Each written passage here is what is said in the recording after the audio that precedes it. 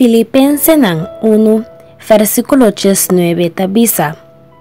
Pa sobra misa, ku esa aquilo resulta de mi liberación, pa medio de vosso oración y a provisión de Espíritu de Jesucristo. Láganos reza.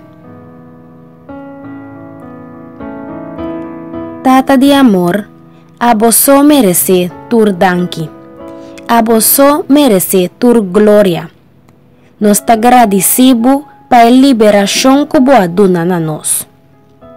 Danki tata, pa escuchar tur e oración ku otro nan ahasi pa nos. Kikolo tabata di nos, si otro nan no arroga na Dios pa nos. Danki Señor, pa a provisión de vos Espíritu, cual liberanos y a protegernos. Si no tabata pa vos Espíritu Santo, una nos lo tabata awe.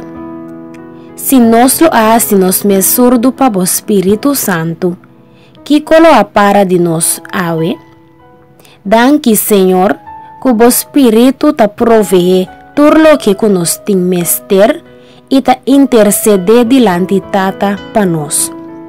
Contesta turnos oracionan, Señor, manera a vos sopor y sali pa nos awe, nos ta roga y pidi, en el nombre de Jesús.